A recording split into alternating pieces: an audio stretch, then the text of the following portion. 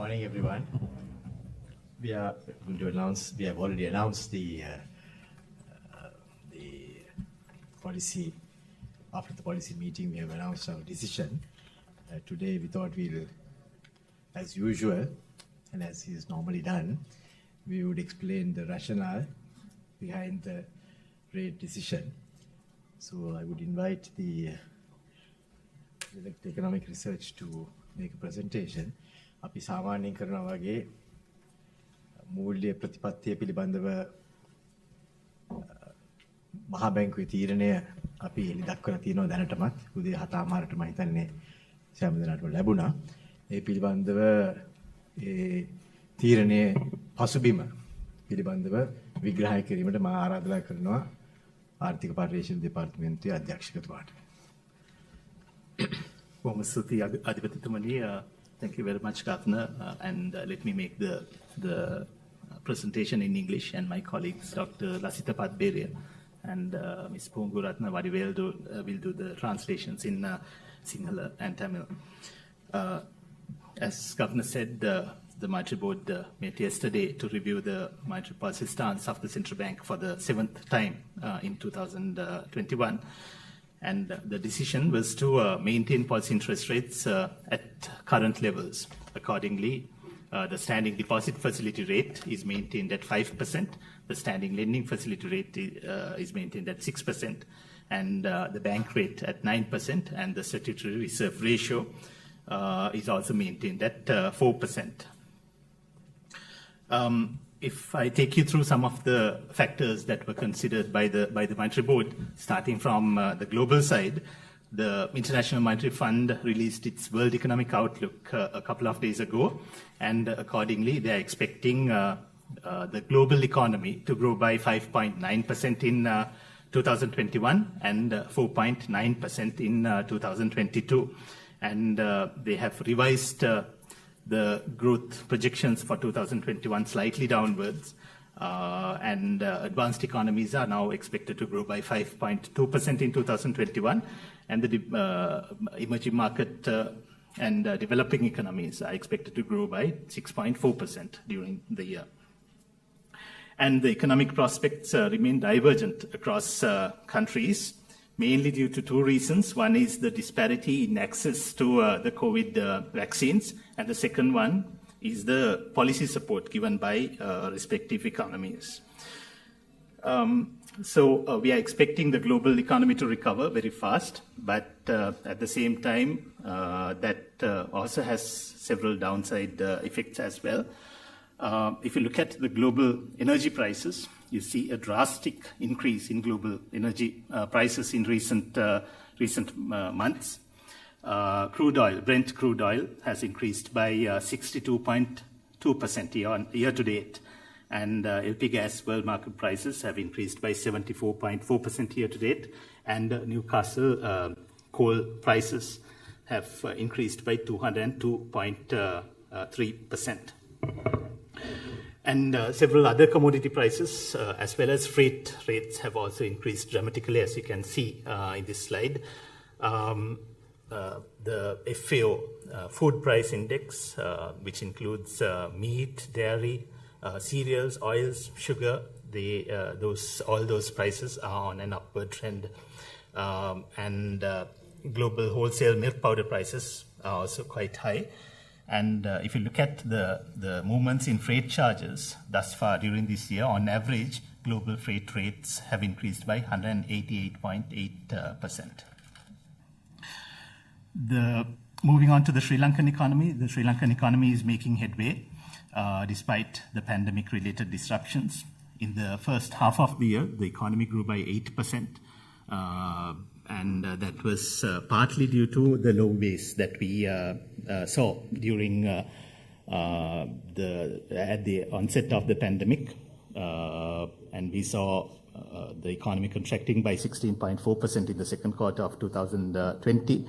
But in the second quarter of 2021, based on that, the economy has grown by 12.3%. And that has also been supported by the fiscal and monetary policy stimulus that is in place. And with the gradual return to normalcy after phasing out the COVID-19 related pandemic-related lockdown measures, and also the successful rolling out of the vaccination program, the momentum of economic activity is expected to sustain in the period ahead. Moving on to the external sector, earnings from exports marked a notable improvement and recorded over $1 billion for the third consecutive month in August 2021. And preliminary information for September also shows that export performance has been quite robust during the month of September as well. At the same time, we have seen monthly import expenditure also being high. And there are several reasons to this. The one is definitely the surge in global commodity prices, and also the recovery in domestic economic activity has also contributed to this.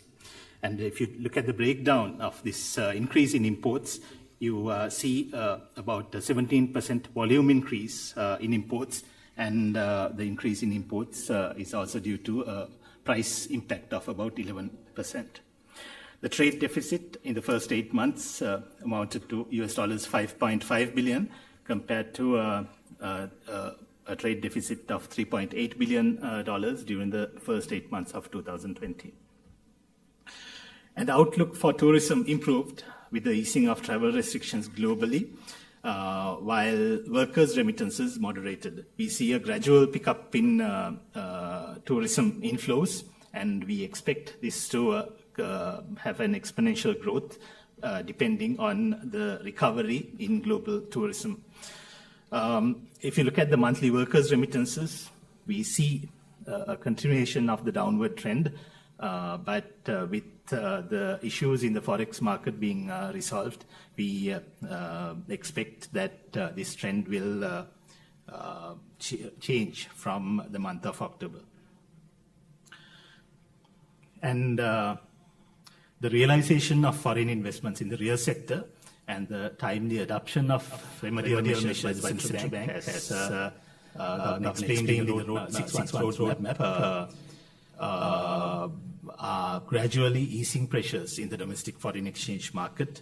The official exchange rate is maintained at around 200, and we see the banks also transacting at increasing levels at 200, 203 levels. And in terms of the real effective exchange rate, as we have said in the monetary policy statement, the rupee remains quite competitive. And from the second chart, you can see the movements in the other exchange rates around the country, around the globe as well. And you see some high depreciations in some of our neighboring countries as well. Official reserves were estimated at $2.6 billion at the end of September. This includes the swap facility with the PBOC, which is a standby arrangement at the moment. And the official reserves are expected to improve with the measures that are being pursued by the government and the central bank to attract fresh foreign exchange inflows.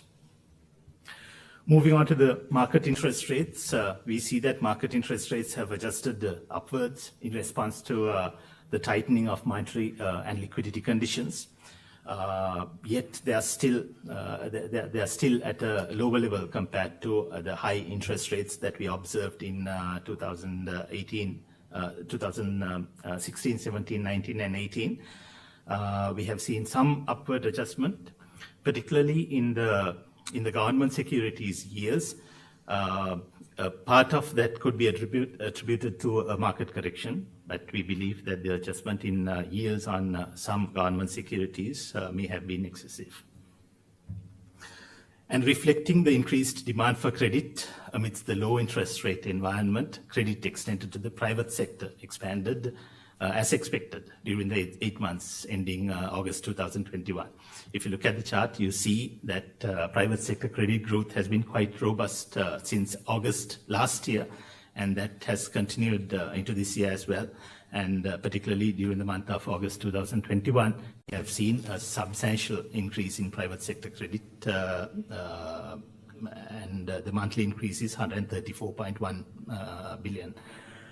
And the year-on-year private sector credit growth is now at 15.1%, and by the end of the year, we expect the banking sector to release about 850 billion rupees as private sector credit, and credit growth is expected at about 14% by the end of this year. With increased domestic credit, the growth of broad money has also remained elevated. At the moment, broad money is growing at 21%. Moving on to inflation. Inflation accelerated in recent months due to high food inflation and some acceleration in non-food inflation. And when you look at the charts, the blue lines show food inflation, both in the national CPI basket as well as the Colombo CPI basket. You see high levels of food inflation. That is what has been driving inflation, keeping inflation high in the past several months. And in addition, we expect some near-term inflationary pressures, particularly due to the global price movements that I explained earlier. And the surge in global commodity prices prompted the government to remove maximum retail prices on several essential commodities, which we welcome as the central bank.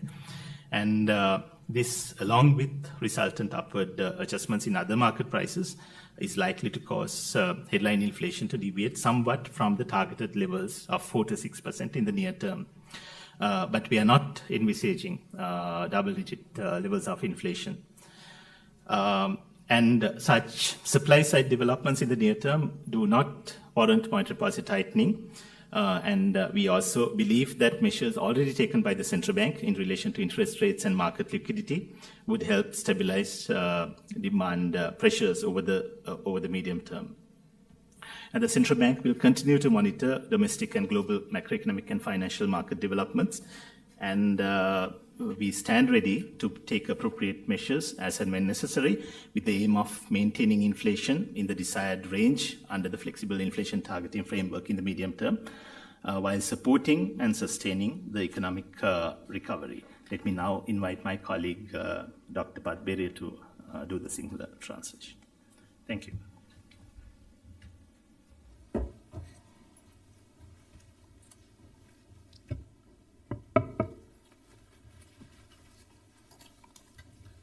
Thank you, Dr. Chandranath. අයිබෝවන්. අද දින ශ්‍රී ලංකා මහා බැංකුවේ මුදල් මණ්ඩලය 2021 වසරට නියමිත වූ 7 වන මුදල් ප්‍රතිපත්ති විවරණයේ ප්‍රකාශයට පත් කළා. එෙහිදී ශ්‍රී ලංකා මහා බැංකුව සිය ප්‍රතිපත්ති පොලි අනුපාතික දැනට යෝග්‍ය මට්ටමක පවත්නා බැවින් නොවෙනස්ව පවත්වාගෙන යාමට තීරණය කළා. ඒ අනුව ප්‍රතිපත්ති පොලි අනුපාතික එනම් නිත්‍ය තන්පතු පහසුකම් අනුපාතිකයේ 5% මට්ටමේ නිත්‍ය ණය පහසුකම් අනුපාතිකයේ 6% මට්ටමේ නොවෙනස්ව පවතිනවා. මෙම තීරණ සඳහා එළඹීමේදී ශ්‍රී ලංකා මහා බැංකුවේ මුදල් මණ්ඩලය දැනට පවතින දේශීය මෙන්ම ගෝලීය සාර්වාර්ථික ප්‍රවණතා හා අපේක්ෂිත සාර්වාර්ථික ප්‍රවණතාද සලකා බැලුවා. මම දැන් මේ කරුණු ඉතාම කෙටියෙන් ඉදිරිපත් කිරීමට බලාපොරොත්තු වෙනවා. මුලින්ම අපි ගෝලීය ආර්ථිකය දෙසට යොමු වෙමු. මින් දින කිහිපයකට පෙර නිකුත් කරන ලද ජාත්‍යන්තර මූල්‍ය අරමුදලේ ලෝක ආර්ථික දැක්මට අනුව ගෝලීය ආර්ථිකය 2021 වසරේදී 5.9කින් වර්ධනය වනු ඇති බවට පුරවර්තනය කළා. COVID-19 එන්නත් ලබා ගැනීම මෙන්ම ප්‍රතිපත්තිමය සහායයන්හි පවතින අසමානතා හේතුවෙන් රටවල් අතර ආර්ථික අපේක්ෂා එකිනෙකට වෙනස්ව පවතිනවා.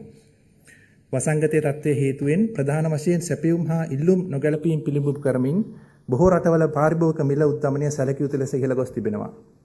මෙලෙස විශාල වශයෙන් ඉහළ ගිය ලෝක වෙළඳපොලේ මිල ඉහළ ගිය භාණ්ඩ අතර ඛනිජ තෙල්, ගෑස්, ගල් අඟුරු වැනි බලශක්ති නිෂ්පාදන, ආහාර වර්ග මෙන්ම නැව් ගාස්තුද ඇතුළත් වෙනවා. වසංගත තත්ත්වයේ හේතුවෙන් ඇතිවන බාධා මැද්දේ වූද ශ්‍රී ලංකාවේ ආර්ථිකය යථා තත්ත්වයට පත් වෙමින් පවතිනවා. දැනට පවතින දර්ශක අනුව 2021 වසර තුලදී ආර්ථිකයේ 5%කින් පමණ වර්ධනය වනු ඇතැයි අපි පුරෝගතනය කරනවා. රජය සහ ශ්‍රී ලංකා මහා බැංකුව ක්‍රියාත්මක කරමින් පවතින නුදුරු කාලීන ස්ථායීකරණ ක්‍රියාමාර්ග හේතුවෙන් මැදි කාලීනව ඉහළ සහ තිරසාර වර්ධන මාවතකට ආර්ථිකයේ ක්‍රමයෙන් ගමන් කරනු ඇති බවට අපි විශ්වාස කරනවා. ශ්‍රී ලංකා මහා බැංකුව සැලසුම් කර ඇති ඒකාබද්ධ ක්‍රියාමාර්ග මගින් ඉදිරි කාලය තුලදී විදේශාංශය ශක්තිමත් වෙනු ඇතැයි අපි අපේක්ෂා කරනවා. අපනයන ආදායමේ සැලකිය යුතු වර්ධනයක් පෙන්වුම් කළ අතර 2021 වසරේ අගෝස්තු මාසයේදී අඛණ්ඩව 3 වන මාසයටත් එක්සත් ජනපද ඩොලර් බිලියනකට වැඩි අපනයන ආදායමක් වාර්තා කළා. ප්‍රධාන වශයෙන් ගෝලීය වෙළඳ භාණ්ඩවල මිල ඉහළ යාම හේතුවෙන් ආනයන වියදමද ඉහළ ගියා. ඒ හේතුවෙන් වෙළඳ හිඟියද පුළුල් වුණා. ගෝලීය වශයෙන් සංචාරන සීමා ලිහිල් කිරීම සහ රට තුළ එන්නත් කරන ක්‍රියාවලිය සාර්ථකව සිදු කිරීම හේතුවෙන් සංචාරක ව්‍යාපාරය පිළිබඳ අපේක්ෂා ඉහළ යමින් පවතිනවා. මෑත මාසවලදී විදේශ සේවා නියුක්තිකයන්ගේ ප්‍රේෂණ ලැබීම මන්දගාමී වුණා. ඒත් ඉදිරි කාලය තුළදී විදේශ සේවා නියුක්තිකයන්ගේ ප්‍රේෂණ ලැබීම යථා තත්ත්වයට පත් වෙන විටයි අපි අපේක්ෂා කරනවා. 2021 වසරේ මේ දක්වා කාලය තුල එක්සත් ජනපද ඩොලරයට සාපේක්ෂව ශ්‍රී ලංකා රුපියල 6.8%කින් පමණ අප්‍රමාණීය වුණා. 2021 වසරේ සැප්තැම්බර් මාසයේ අවසානයේ වන විට දල නිල සංචිත ප්‍රමාණය එක්සත් ජනපද ඩොලර් බිලියන 2.6 මට්ටමේ පවතුණා. මහ බැංකුවේ සයමාසික පෙරදැක්ම තුලින් දක්වා ඇති පරිදි මහ බැංකුව විසින් කාලෝචිත පිළියම් යෙදීම මගින් විදේශ විනිමය වෙළඳපොළ තුළ ඇති පීඩන ක්‍රමයෙන් ලිහිල් වෙනවා. නව විදේශ විනිමය ලැබීම් ආකර්ෂණය කර ගැනීම සඳහා රජය සහ මහ බැංකුව විසින් අනුගමනය කරනු ලබන ක්‍රියාමාර්ග හේතුවෙන් ඉදිරි කාලයේදී දල නිල සංචිත ප්‍රමාණය වර්ධනය වනු ඇතැයි අපි අපේක්ෂා කරනවා.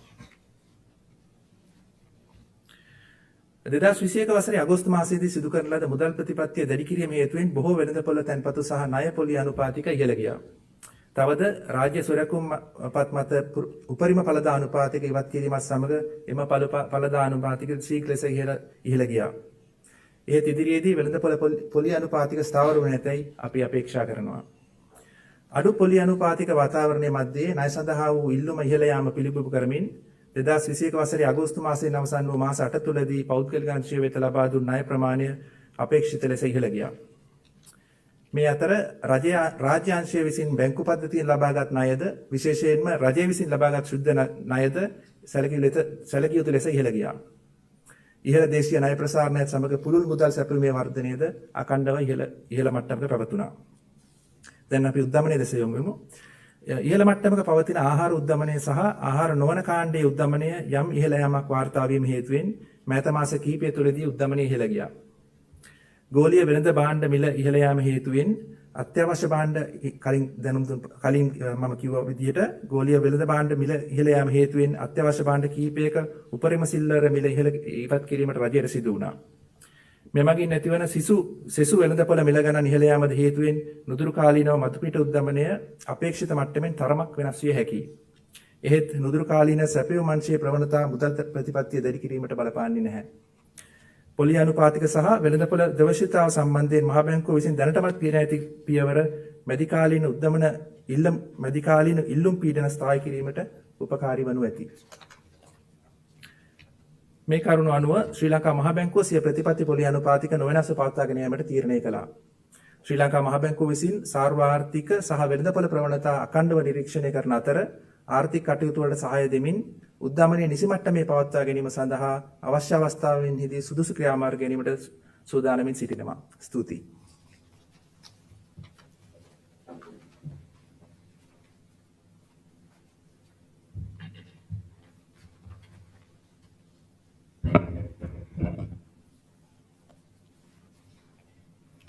எல்லோருக்கும் பணிவான காலை வணக்கம். இலங்கை மத்திய வங்கியின் நாணய சபையானது 2021 அக்டோபர் 13ஆம் நாள் அன்று நடைபெற்ற அதன் கூட்டத்தில் மத்திய வங்கியின் துணைநில் வைப்பு வசதி வீதத்தினையும் துணைநில் கடன் வழங்கல் வசதி வீதத்தினையும் முறையே 5%, 6% கொன்ற அவற்றின் தற்போதைய மட்டங்களில் பேணுவதற்கு தீர்மானித்துள்ளது. பேரள பொருளாதார நிலைமைகளையும் உள்நாட்டு மற்றும் உலகளாவிய பக்கங்களில் எதிர்பார்க்கப்பட்ட அபிவிருத்திகளையும் கவனமாக பரிசீலனையில் கொண்டதன் பின்னர் சபை இத்தீர்மானத்தை மேற்கொண்டது. முதலில் உலகளாவிய பொருளாதாரத்தை நாம் முதலில் பார்த்தோமானால் பன்னாட்டு நாணய நிதியத்தின் உலக பொருளாதார தோற்றப்பாடு வெளியீட்டின்படி நாடுகளுக்கிடையே பாரிய வேறுபாடுகளின் மத்தியிலும் உலகளாவிய பொருளாதாரம் என்பது மீட்சி என்பது தொடரும் என எதிர்பார்க்கப்படுகிறது. அதே வேளையில் முக்கியமாக குறிப்பிட வேண்டிய ஒரு விடயம் யாதெனில் உலகளாவிய வலி விலைகள் அதாவது எனர்ஜி பிரைசஸ் கணிசமாக அதிகரித்து காணப்படுகின்றன. மசகு எண்ணெய் என்பது இந்த ஆண்டு காலப்பகுதியில் மாத்திரமே இதுவரையான காலப்பகுதியில் 62.2% அதிகரித்து காணப்பட்டது. எரிவாயு என்பது 74.4%, நிலக்கரி என்பது 202.3% அதிகரித்து காணப்பட்டன. இதே வகையில் பல உணவு பண்டங்கள் பால்மா உள்ளடங்கலானவையும் ஏனைய உணவு பண்டங்களும் கப்பல் சரக்கு கையாற்றல் கூலிகளும் கணிசமாக அதிகரித்து காணப்பட்டன. இவை இந்த உலகளாவிய மீட்சிக்கு மத்தியில் கரிசனைக்குரிய விடயங்களாக காணப்படுகின்றன. இலங்கை பொருளாதாரத்தை பார்க்கும் போது COVID-19 நோய் தொற்றினால் சில தகர்வுகள் ஏற்பட்ட போதிலும் இலங்கையின் பொருளாதாரம் படிப்படியாக முன்னேறி வருகின்றது. தொகை மதிப்பு மற்றும் புள்ளிவிவர திணைக்களத்தின் மதிப்பீடுகளின்படி இலங்கை பொருளாதாரமானது 2021 இரண்டாம் காலாண்டு பகுதியில் ஆண்டுக்கு ஆண்டு அடிப்படையில் 12.3% வலுவான வளர்ச்சியினை பதிவு செய்தது. COVID-19 தொடர்பான முடக்க வழிமுறைகளின் படிப்படியான நீக்கத்துடன் COVID-19 தடுப்பூசி நிகழ்ச்சி திட்டத்தின் வெற்றிகரமான வளங்கள் என்பவையினால் எதிர்வரும் காலத்தில் பொருளாதார நடவடிக்கைகளின் துரிதம் தொடரும் என எதிர்பார்க்கப்படுகிறது. தற்போது கிடைக்கப்பெற்றுள்ள குறிகாட்டிகள் மற்றும் எருவிகளின்படி இலங்கையின் பொருளாதாரம் என்பது 2021 5% வளரும் என எதிர்பார்க்கப்படுகின்றது. வெளிநாட்டு துறையை பார்க்கும் போது அரசு மற்றும் மத்திய வங்கியின் திட்டமிடப்பட்ட ஒருங்கிணைக்கப்பட்ட முயற்சிகள் எதிர்வரும் காலத்தில் வெளிநாட்டு துறையை வலுப்படுத்தும் என எதிர்பார்க்கப்படுகிறது. குறிப்பாக ஏற்றுமதிகளில் இருந்தான வருவாய்கள் தொடர்ந்து 3வது மாதமாக ஐக்கிய அமெரிக்க டாலர்கள் 1 பில்லியனை விஞ்சி அதுக்கு மேலாக காணப்பட்டது. இருப்பினும் இதே காலப்பகுதியில் இறக்குமதிகள் மீதான செலவினம் அதிகரித்து காணப்பட்டது. பகுதி அளவில் இது உலகளாவிய பண்டங்களில் நாம் முன்னர் குறிப்பிட்டது போல் உலகளாவிய பண்ட விலைகளின் பாரிய உயர்வினையும் உள்நாட்டு பொருளாதார நடவடிக்கையின் மீட்சியையும் பிரதிபலிக்கிறது. ஆகவே சென்ற ஆண்டின் முதல் 8 காலப்பகுதியுடன் ஒப்பிடுகையில் வர்த்தக பற்றாக்குறை என்பது விரிவடைந்து காணப்பட்டது. அத்துடன் உலகளாவிய ரீதியில் பயண தடைகளின் தளர்த்தலினால் சுற்றுலாத்துறையின் தோற்றப்பாடு மேம்பட்ட அதே வேளையில் தொழிலாளர்களின் பணவனுப்பல்கள் மெதுவடைந்தது. எதிர்வரும் காலத்தில் இருப்பினும் வெளிநாட்டு வெளிவாய்ப்புகளின் பாரிய மூலங்களாக திகழும் நாடுகளின் மெதுவான மீட்சி, மேம்பட்ட வளர்ச்சி தோற்றப்பாடு மற்றும் உள்நாட்டு வெளிநாட்டு செலாவணி சந்தையின் அதிகமான உறுதிப்பாட்டினால் எதிர்வரும் காலத்தில் ஓர் மீட்சியினை எதிர்பார்க்கலாம். இவையை பொறுத்த அளவில் அண்மையில் இலங்கை மத்திய வங்கியினால் வெளியிடப்பட்ட பேரண்ட பொருளாதாரம் மற்றும் நிதியியல் முறைமை உறுதிப்பாட்டினை நிச்சயப்படுத்துவதற்கான 6 மாத வழிகாட்டலில் குறித்துரைக்கப்பட்டவாறு உண்மை துறையில் வெளிநாட்டு முதலீடுகளை பெற்றுக்கொள்ளலும் மத்திய வங்கியினால் தீர்வு வழிமுறைகளின் காலம் தவறாத பின்பற்றலும் உள்நாட்டு வெளிநாட்டு செலாவணி சந்தையில் அழுத்தங்களை படிப்படியாக தளர்த்துகின்றன. இதை நாம் அவதானித்து வருகின்றோம். 2021 ஆகஸ்டில் நாணய கொள்கை இறுக்கமடைய செய்வதனை பதிலிறுத்தி பெரும்பாலான சந்தை வாய்ப்புகள் மற்றும் கடன் வழங்கல் வீதங்கள் என்பவை மேல் நோக்கி சீராக்கப்பட்டுள்ளன. இம்மேல் நோக்கிய சீராக்கங்களினை தொடர்ந்து எதிர்வரும் காலப்பகுதியில் சந்தை வட்டி வீதங்களில் பெருமளவான உறுதிப்பாடு எதிர்பார்க்கப்படுகின்றது. அதேவேளையில் தாழ்ந்த வட்டி வீத சூழலிற்கு மத்தியில் கொடுகடனிற்கான அதிகரித்த கேள்வியை பிரதிபலித்து 2021 ஆகஸ்ட் இறுதியில் 8 மாத காலப்பகுதியில் எதிர்பார்க்கப்பட்டதனை போன்று தனியார் துறைக்கான கொடுகடன் விரிவடைந்து காணப்பட்டது. பொருளாதார நடவடிக்கையில் மீட்சி மற்றும் பொருளாதாரத்தின் உற்பத்தி திறன் மிக்கதும் தேவையுடைய துறைகளுக்குமான கொடுகடன் பாய்ச்சல்களை வழிப்படுத்துவதற்கான தொடர்ச்சியான முயற்சிகளுடன் ஆண்டின் எஞ்சிய காலப்பகுதியில் கொடுகடன் விரிவடைதலின் உத்வேகம் தொடரும் என எதிர்பார்க்கப்படுகிறது. அதேவேளையில் வங்கி தொழில் முறைமையிடமிருந்து அரசு துறை பெற்றுக்கொண்ட கொடுகடனும் குறிப்பாக அரசாங்கத்திற்கான தேறிய கொடுகடன் என்பது 2021 ஆகஸ்ட் இறுதியின் ஆண்டின் 8 மாத காலப்பகுதியில் குறிப்பிடத்தக்க அளவு அதிகரித்து காணப்பட்டது. அதிகரித்த உள்நாட்டு கொடுகடன் விரிந்த பணத்தின் வளர்ச்சி தொடர்ந்தும் உயர்வடைந்து காணப்படுகின்றது. உயர் உணவு பணவீக்கம் மற்றும் உணவல்லா பணவீக்கத்தில் சில விரைவுத்தன்மை காரணமாக அண்மைய மாதங்களில் பணவீக்கம் உயர்வடைந்திருந்தது. உலகளாவிய பண்ட விலைகளின் உயர்வு அநேகமான அத்தியாவசிய பண்டங்களின் மீதான உயர்ந்தபட்ச சில்லறை விலைகளை நீக்குவதற்கு அரசாங்கத்தினை தூண்டியது. குறுங்காலத்தில் அவ்வாறான நிரம்பல் பக்க அபிவிருத்திகள் நாணய கொள்கை இறுக்கமடைய செய்தலினை உத்தரவாதப்படுத்தாத அதேவேளை மத்திய வங்கியினால் ஏற்கனவே மேற்கொள்ளப்பட்ட வட்டி வீதங்கள் மற்றும் சந்தை தொடர்பிலான வழிமுறைகள் நடுத்தர காலத்தில் கேள்வி அழுத்தங்களை நிலைப்படுத்துவதில் துணை புரியும் என நம்புகிறோம்.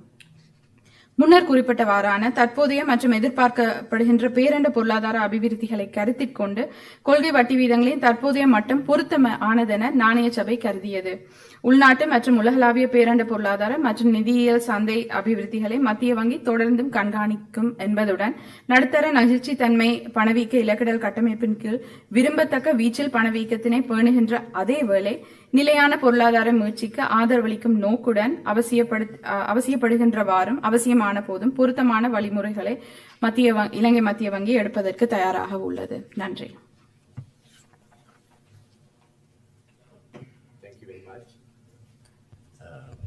just make a few comments, and after that we will open it out for Q&A. As you know, the central bank took a monetary policy loosening stance since the time of the COVID pandemic. And over a period of about 1.5 years, you would have seen that the central bank took a very dovish stand where the interest rates were kept as low as possible. Thereafter, a signal was provided in August 2021, where there was a slight increase in the policy rates, which said that there was a need to rein in some of the stimulus. Notwithstanding that fact, we do see the stimulus still activated.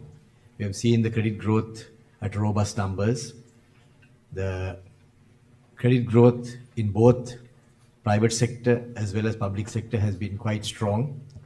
And that's why we believe in order to ensure that there is growth momentum, which is now presently progressing, we don't need to dampen that, neither do we want to stimulate it any further. So that's the reason why the Monetary Board decided that we would keep the rates steady, and we believe that that's the most appropriate stance for the time being. At the same time, whilst we have used the interest rates for these kinds of stimuli as well as to give signals, there are other policy measures also that we have taken into consideration, which we have already announced in the roadmap that we elaborated on the 1st of October. And through that, we have given the direction in which the central bank would be moving together with the government for the future. We have seen that the policy rates effect is taking shape. At the same time, we do see in normal circumstances as well that the transmission mechanism also is working in a robust manner, and we are pleased that the banking sector has made use of the transmissions in an effective manner, and that is something that the Monetary Board is also happy about. We see the need for stronger growth for next year, and we believe that with the tourism opportunities that would arise as a result of the vaccination program that has been put in place by the government, we would see a strong rebound of tourism if the world also gets back to near normalcy or normalcy.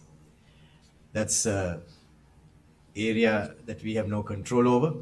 But the fact that the IMF as well as the World Bank have projected year 22 as a year of fairly strong growth in the range of about 5% and over, that suggests to us that they would have also taken into consideration that certain other factors globally would also take place. So we are looking forward to those strong measures, and that's something that we would be looking forward to in the time to come.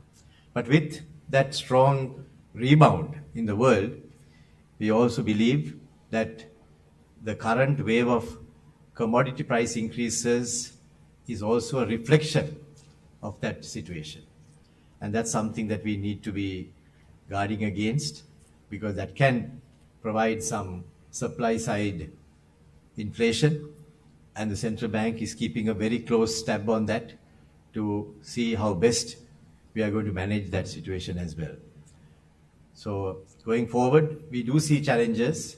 At the same time, we do see opportunities where there could be strong opportunity for growth, which can, to some extent, mitigate those threats that are emanating from the global advances that would take place in growth as well. So we stand ready to take those steps as and when those are necessary. For the time being, these measures are appropriate. With the policy decision that we have taken, together with the announcements that we have made in our roadmap on 1st of October, we believe stability would be a key factor that we would be able to achieve in the near term and going forward to the longer term as well. මම මේ අවස්ථාවේදී කෙටි විග්‍රහය කරන්න බලාපොරොත්තු වෙනවා. ඒ තමයි අපේ මූල්‍ය ප්‍රතිපත්තිය යම් ආකාරයකට ලිහිල් තත්වයක තිබිලා බොහෝ කාලයක් තුලදී නැවත වරක් පසුගිය අගෝස්තු මාසයේදී අපි දැඩි කරන තත්ත්වයකට පැමිණියා. අගෝස්තු මාසයේදී ප්‍රතිපත්තිමය පොලි අනුපාතයේ යම්කිසි වෙනසක් ඇති කර ගැනීමෙන් දැන් අපේ මතය තමයි මුදල් මණ්ඩලයේ හැටියට තවදුරටත් වැඩි කරන්න අවශ්‍ය නැති කියන එක. ඒත් එක්කම තවදුරටත් අඩු කරන්න තෝරන්නේ නැtei කියන තත්ත්වය තමයි අපේ මතය. ඒ නිසා අපි ඒක නොවෙනස්ව පවත්වාගෙන යාමට තීරණය කරලා තියෙනවා. ඒ සඳහා කාරණා කීපයක් දැනටමත් අපේ ආර්ථික පර්යේෂණ දෙපාර්තමේන්තුවේ ඒ විග්‍රහ කරපු අය පෙන්නලා දීලා තිනවා. මෙතනදී එක දෙයක් මම එකතු කරන්න අවශ්‍යයි. ඒ තමයි ප්‍රතිපත්තිමය පොලි අනුපාතය වලට අමතරව තවදුරටත් වෙනත් මෙවලම් මහා බැංකුව පාවිච්චි කරන්න බලාපොරොත්තු වෙනවා. ඒ මෙවලම් පිළිබඳව අපි විග්‍රහයක් කරලා තියෙනවා අපේ 6 මාසික සැලැස්මේ. ඒව මම හිතන්නේ ඔබතුමාලා හැමදේම මේක දැකලා තියෙනවා. ඒක විග්‍රහ කරලා තියෙනවා. ඉතින් ඒ නිසා මේ දෙකම අපි එකට ගෙනියද්දී අපේ බලාපොරොත්තුව තමයි උද්දමනයත් අපිට පාලනය කරගන්න පුළුවන් වෙවි බොහෝ දුරකට. ඒත් එක්කම රටේ වර්ධන වේගය නැවත වරක් 2022 දී ඉහළ වර්ධන වේගයට යොමු කරගන්නටත් අපිට හැකි වේ කියන එක තමයි අපි බලාපොරොත්තු වෙන්නේ. අපි දැකලා තියෙනවා ලෝකයේ තිබෙන ප්‍රවණතාවය නැවත වරක් වර්ධනයකට යොමු වීම. ඒ වර්ධනයකට යොමු වෙනවත් එක්කම ලෝකයේ වෙනත් මිල පාලනය කර ගැනීමට අපහසු වෙලා තිබෙනවා. අපි දැක්කා වෙනත් ඛනිජ තෙල් සහ ගෑස් ඒවත් එක්කම කෑම භෝග ආහාර භෝග ඒවායේ මිල වැඩිවීමක් අපි දැක්කා. ඒ නිසා ඒකේ ප්‍රතිඵල සහ විපාක අපේ රටට අපිට අපි දැකලා තියෙනවා. ඒ නිසා ඒ පිළිබඳවත් බොහෝ කිට්ටු විග්‍රහයකින් මහා බැංකුව ක්‍රියා කිරීමට බලාපොරොත්තු වෙනවා. අපේ ඉලක්කය තමයි මැද තනි ඉලක්කමේ උද්දමනය පවත්වාගෙන යන්නට. ඒ ඉලක්කය පැවැත්වීමට යම්කිසි දුෂ්කරතාවයල් තිබිලා තියෙනවා මේ පසුගිය කාලයේ තිබිච්ච ඉක්මනින් සිදු වෙලා තිබෙන මිල වැඩිවීම නිසා. ඒ වුණත් ඉදිරි කාලයේදී අපි ඒ පිළිබඳව සැලකිලිමත් වෙලා ඒ තත්ත්වයේම තබා ගැනීමට බලාපොරොත්තු වෙන බවත් පෙන්වලා දෙන්නට අවශ්‍යයි. පොලි අනුපාතය මේ විදිහටම තියාගෙන යද්දිත් අපි දැකලා තියෙනවා ක්‍රෙඩිට් ග්‍රෝත් එක ණය ලබා දීමේ ප්‍රවණතාවය දිගින් දිගටම පැවතිලා තියෙනවා. ඒ පිළිබඳවත් අපි දැනටමත් අපේ මතය තමයි ඒකේ වැඩි වෙනසක් කළ නොයුතුයි කියන එක. අපි ඒ වුණත් ඉදිරි කාලයේදී යම් ආකාරයකට ඒ පොලි අනුපාතයේ තියෙද්දී වර්ධනයක් ඇති වෙනවා නම් ණය පිළිබඳව අපි ඒ පිළිබඳවත් ඉලක්ක ඉන්ටර්නලි අභ්‍යන්තරව අපි බලාපොරොත්තු වෙනවා ඒ ගැන සැලකිලිමත් වෙන්නට. ඒ පිළිබඳව අපි කටයුතු කරන්නත් බලාපොරොත්තු වෙනවා. විනිමය අනුපාතය පිළිබඳවත් අපි මතයක් දැනටමත් ප්‍රකාශ කරලා තිබෙනවා. විනිමය අනුපාතයේ යම්කිසි අපි නොවෙනස්ව පවත්වාගෙන යාමට අපි තීරණය කරුවේ. ඒ පිළිබඳව අපි දැනටමත් කියලා තියෙනවා. ඒ සඳහා අපි තීරණය කරලා තිබෙන්නේ රටේ දැන් පවතින තත්ත්වය ඒ ආකාරයටම අඛණ්ඩව කරගෙන යාමට. ඒ පිළිබඳවත් අපි ඒ උත්සාහය දිගින් දිගටමත් කරගෙන යන බවටත් ප්‍රකාශ කරන්නට කැමැතියි. මම හිතන්නේ අනිත් සියලුම කාරණා ගැන ඉතාමත්ම හොඳින් විග්‍රහ කරලා තියෙනවා. අපිට දැන් ඔබතුමාලාට ප්‍රශ්න තිබෙනවා නම් ඒ ප්‍රශ්න වලට අපේ මුළු මේ ටීම් එකම ඉන්නවා. අපිට ඒවටත් මේ පිළිතුරු ලබා දෙන්නට අපිට උත්සාහ ගන්න පුළුවන්. We will be prepared to give you insight into any further areas that you would have, and we would be happy to answer any questions as well. Governor, you gave a brief outline of the external sector in your opening remarks. Within that scope, Governor, could you give us an idea of the value of the GSP Plus facility on an annualized basis? We have not given that here, but we have internally done those discussions, and we believe that the impact of any reversal could be met with the policy measures that we could take in such an event, and therefore we have assured all stakeholders that we would be in a position to deal with that situation in case there is any necessity to deal with it, and we would be not hesitant to do that as well.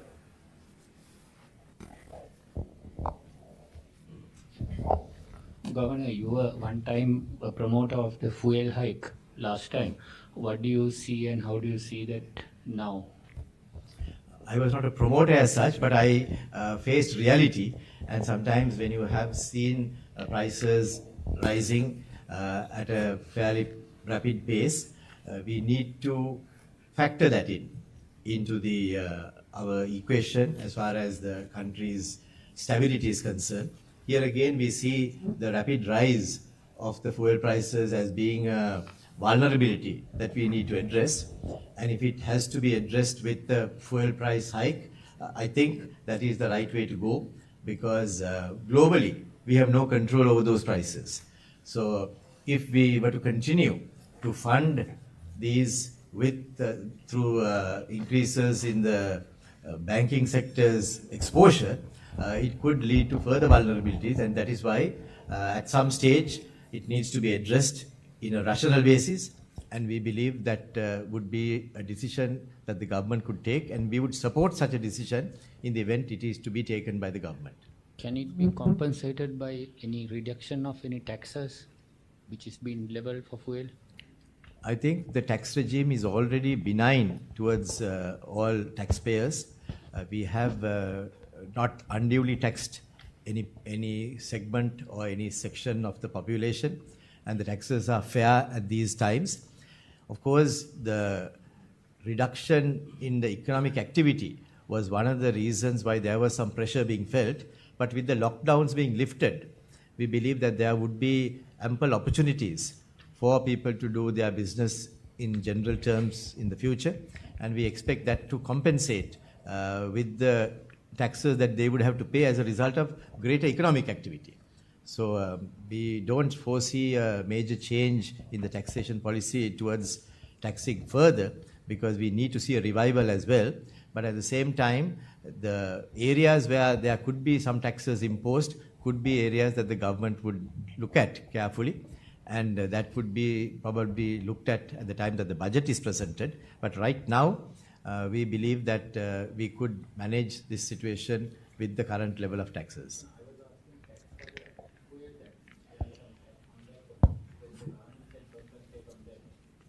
Fuel tax is already reduced to a great extent, and I personally think that we should keep that tax as it is, and then if there is going to be any further adjustment, that adjustment will need to be reflected in the price adjustment and not anything else. How about the current foreign net asset situation, both central bank and the banking sector? Net foreign assets. The net foreign assets may be slightly weaker than what we would have expected it to be or what we would have liked it to be, but at the same time, it is not it's not just a cut-off point that we should be looking at. We have made that very clear right throughout. As at end of 2019, Sri Lanka had $7.6 billion in reserves. Thereafter, in 2020, we repaid $6 billion as debt repayments. This year so far, we have repaid $6 billion. So even after that, we still have $2.6 billion or thereabouts as cash with us, plus another $1.5 billion as a swap that we have from the People's Bank of China, totaling up to about $4.1 billion.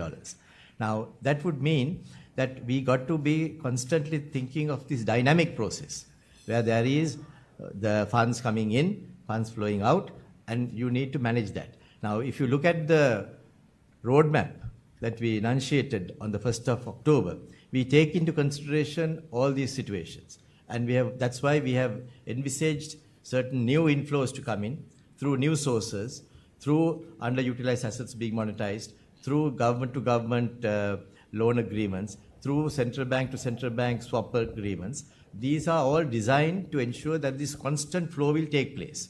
So with that constant flow, we are confident that all payments that we need to pay can be done.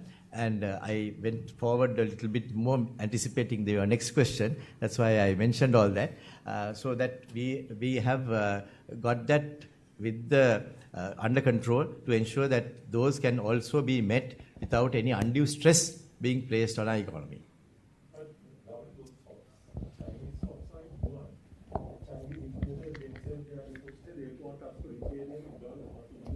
No, they will take yuan.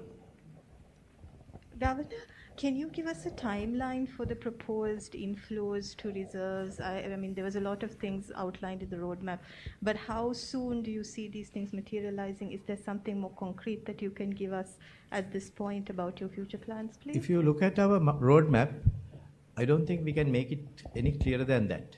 It's a very time-bound numbers. Many people said that we are brave to do that, but we have done that. So if you refer to that, you would find that these have all been thought through very carefully. These are based on areas that we have already discussed, not any other type of pie in the sky kind of thing. We have spoken about certain matters and delivered. When we first started speaking about a Bangladesh swap, many people thought it was not going to be happening. And in fact, some people told us direct, how are you going to do a Bangladesh swap? But it happened. Chinese swap, the same thing. China Development Bank, when we said that we are going to take a loan, I know some wrote that that won't happen, but that happened. So these are matters that are in different stages of discussion, and we are continuing with those discussions, and we are confident that those will materialize. Can you give details of who you're having discussions with, please? Sorry? Can you give details of At who the you're moment, having we won't discussions disclose that. Once these deals are completed and the government-to-government matters are completed, because in the interests of both parties, we got to maintain certain radio silence. As you know, even when you are doing an international sovereign bond, where there are hundreds of investors who are involved, there is what is known as radio silence, where until such time that the proper disclosures are due to be made, all parties desist from making those disclosures. So we are on that kind of a situation, even with regard to certain matters of this nature. So you'll have to bear with us for the time being about those. Thank you. I'm sorry?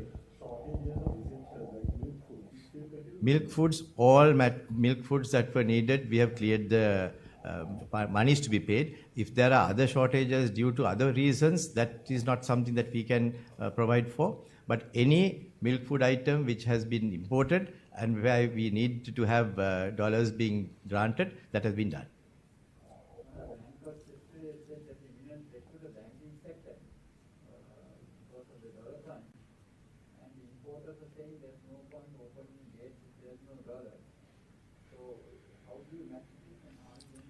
We do recognize that there was a time when there was some stress, but now we have dealt with it. The central bank has also intervened.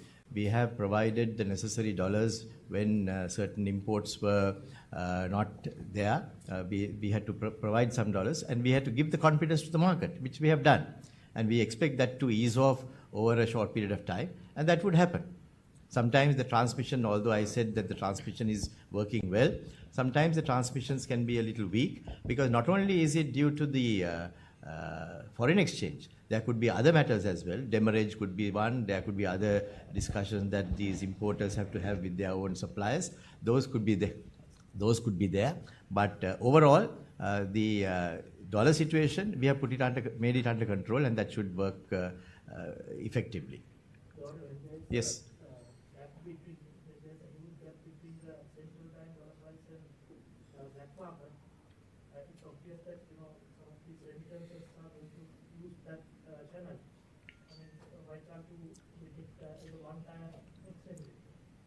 Black markets occur all over the world, and we did see a huge difference at one time. That's what you're referring to. There was the central bank's rate. There were some banks and customers, importers and exporters, officially dealing with their dollars. Yeah, I'll explain to you. Sure. Governor, a different question from my end. I'll finish with the answer for this. Yes, sure. Go ahead. Then, with that, we also had the black market operating in a different way. So we were not satisfied with that.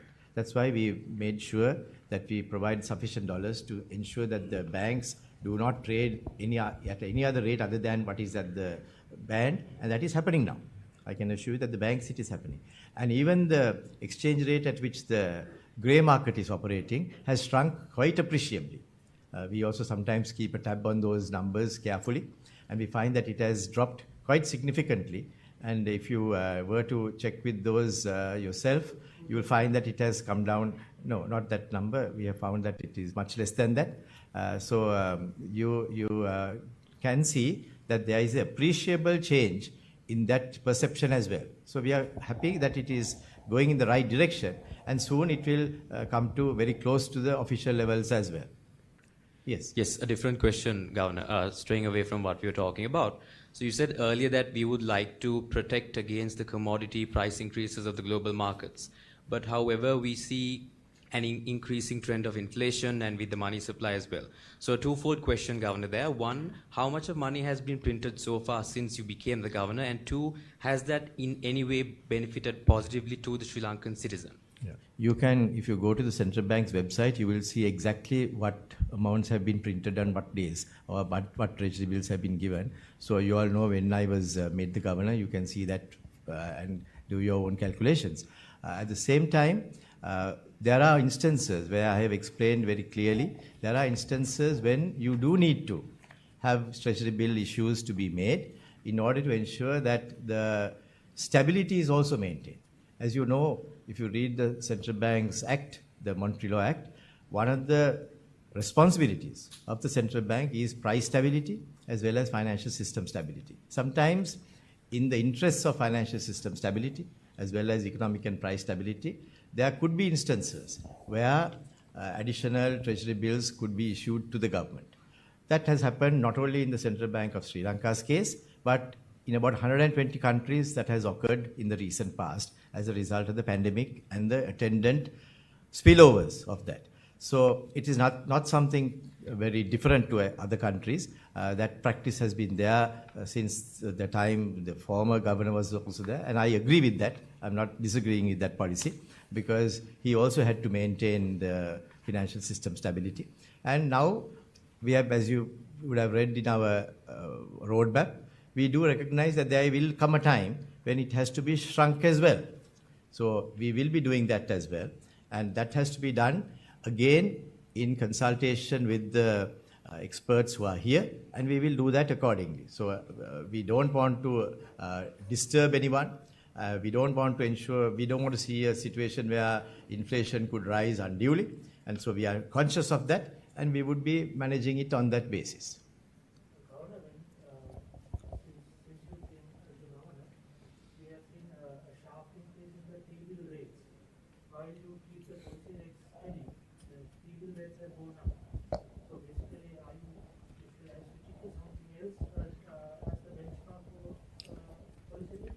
Policy rate is the steady rate that you keep. T-bill rates can fluctuate. So policy rates don't follow the T-bill rates. T-bill rates sometimes will take into consideration what the policy... I know what your question is. Please listen. The policy rates are not changed in tandem with the T-bill rates. So we are, at the moment, we believe that the policy rates that have been set out are appropriate. And if by some chance we believe that it is not, then we stand ready to change it. But as of now, that those rates are the right rates that Sri Lanka should have. Governor. Yes. Yes. There has been an increase in the forex inflows since the announcement of the roadmap. What have you got to say about that, and what's the situation with the worker remittances in September? September worker remittances, I think, was due to the point that was alluded earlier, where there was a big gap between the grey market as well as the official exchange rate.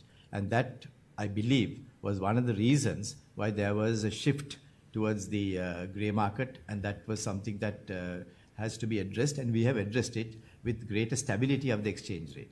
So I think this month we would see a change in that situation, and going into the future, that also should change appreciably. So we did see a dip in September, and the reasons are what I mentioned, and that would change appreciably this month and the next month.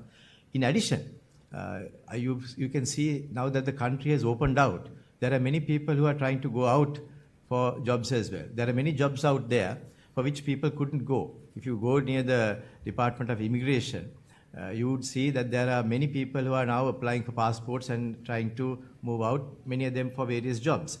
So that would show that there was some pent-up demand that was being created as well. And our estimates is that about 100,000 people who would have normally have gone out for employment did not get the chance to go, and that is also one factor that has affected the inflows from worker remittances, and we expect that also to be changed in time to come. But has there been an increase in the forex inflows? Forex inflows, we have had sufficient monies coming in because the exports have been also doing well. But at the same time, we have been concerned about the forex remittances being lower as far as the worker remittances are concerned. But we think that would be probably addressed this month and in the months to come. Governor, just two questions. Since you brought in stability on the narrow band, is there data to prove that there is more dealings happening, opening of LCs and immediate conversion of earnings? Can you have some data to show that following the stability, the market has started, doing business as opposed to delaying transactions? It's too early to tell because the type of information that we accumulate in a week or 10 days, it's not sufficient for us to make up a rationale based on that. But we are closely watching even on a daily basis to see how it is happening. So far, what we've seen is satisfactory, but we would be keen to have a longer period of time as being the reference point in order to make a pronouncement on that. Why I asked is that there is some concern that banks are still not opening LCs because of the shortage. That's what I wanted to find out, whether you have data to prove otherwise. We haven't been told that any LCs have been stopped because of any reason other than maybe client-customer relationships. But we have seen that the imports have been rising. So obviously, imports are rising because more people are importing. And more people are importing because more LCs are being opened. Yeah, my question was post.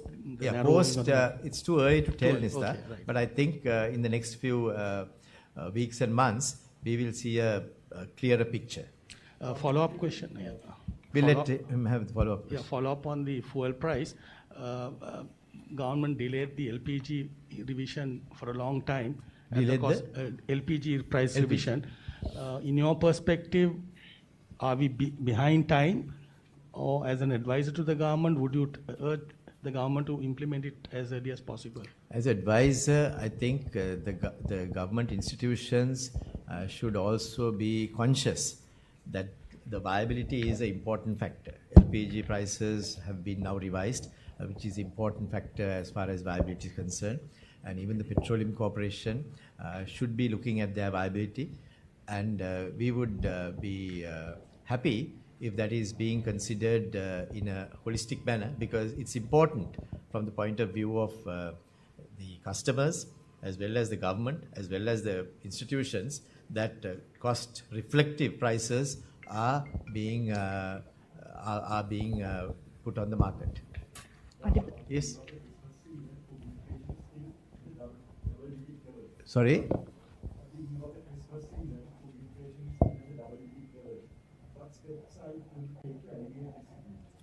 Actually, in December, inflation should come down gently because of the previous base effect. There would be a slight dip in the inflation number. But we are keeping a close tab on that, Panita, to ensure that it doesn't go into double digits. Each of those numbers, the Monetary Board is conscious of those possibilities. And we have seen a slight spike in the inflation. We would see a slight spike because of the fact that these price adjustments are being made. And we are watching that closely to be careful that it shouldn't increase too much, and it should be within a range where we can handle it. අධිපතිතුමනි වාහන ආනයනයේදී බදු ඇතුළු අනිකුත් ගෙවීම් dollars වලින් කරන්න යම් සාකච්ඡාවක් ඇති වෙලා තිබ්බා. මේ සම්බන්ධයෙන් ඉදිරි ක්‍රියාමාර්ග කොහොමද? ඒ වගේම දැන් වාහන ආනයනය සහ දැන් රට තුළ පවතින වාහන මිල අධික වෙලා තියෙනවා. මේක අවම වෙන්න වගේ සුබ පණිවිඩයක් ලංකාවේ ජනතාවට කොයි වගේ කාල සීමාවක් තුළ ලැබෙයිද? මහා බැංකුව හැටියට අපේ එක කාර්යභාරයක් තමයි මූල්‍ය ස්ථාවරත්වය සහ මූල්‍ය පද්ධතියේ ස්ථාවරත්වය රැක ගැනීම. එතනදී අපි සාමාන්‍යයෙන් සැලකිලිමත් වෙනවා යම් භාණ්ඩයක හෝ භාණ්ඩ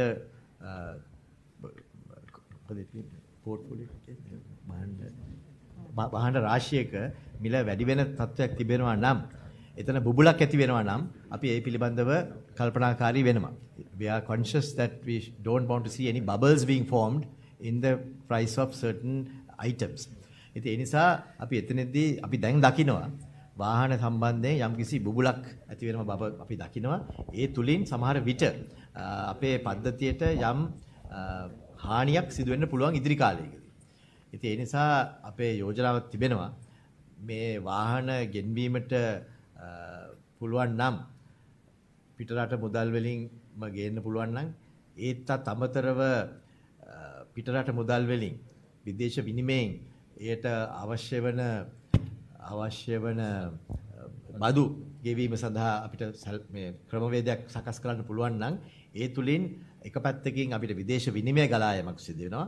තව පැත්තකින් මේ රටට ඒ අවශ්‍ය භාණ්ඩයත් ලැබෙනවා. ඉතින් ඒ පිළිබඳව අපි දැනට මේ හෙට අනිද්දා වෙනකොට අපි රජයට ඒ පිළිබඳව ලිඛිතව දන්නට බලාපොරොත්තු වෙනවා. මම හිතන්නේ රජයට ඒක සැලකිලිපත් වෙන්න පුළුවන්. ඊට පස්සේ ඒ ගැන තීරණයක් ගන්න පුළුවන්. මොකද අපි හිතන විදිහට මෙවැනි තත්වයකට අපි මුහුණ දෙන්නට අවශ්‍යයි. එක පැත්තක් තියෙනවා මේ මිල අධික වීම, අනිත් පැත්තෙන් ජනතාවට ඒක අවශ්‍යතාවයක් වීම, තව පැත්තකින් පිටරට මුදල් ලංකාවට ගලා ඒමට පද්ධතියක් ඇති කිරීම. ඒ සියලුම පැති වලින් බලද්දී මේ යෝජනාවේ යම් සාධනීය භාවයක් තියෙනවා. අපි ඒ නිසා එතනට යොමු වෙන්නට බලාපොරොත්තු වෙනවා. මහ බැංකුව හැටියට අපිට ඒක යෝජනාවක් හැටියට අපිට ලබා දෙන්න පුළුවන්. ගමන පෞද්ගලික අංශයේ සේවකීන් විශ්‍රාම ගැනීමේ වයස අවුරුදු 60ක් දක්වා වැඩි කරයි කියලා කැබිනට් මණ්ඩලය තීරණය කළා. ඒත් එක්කම පැනලා තියෙන ගැටලුවක් තමයි ඔවුන්ට EPF ගෙවන්නේ මොන වයසේද කියන එක 55ද 60ද කියන එක. මේ සම්බන්ධයෙන් ස්ථීර තීරණයක් අරගෙන තියෙනවද මහ බැංකුව? මහ බැංකුවේ තීරණයක් නෙමෙයි, ඒක රජයෙන් ගන්න ඕන තීරණයක්. ඒ වුණත් යම්කිසි පුද්ගලයෙක් 60 වෙනකන් වැඩ කරනවා නම් ඒ වයස වෙනකන් EPF එක ගෙවන්න සිදු වෙනවා. දැනට තියෙන නීති අනුව.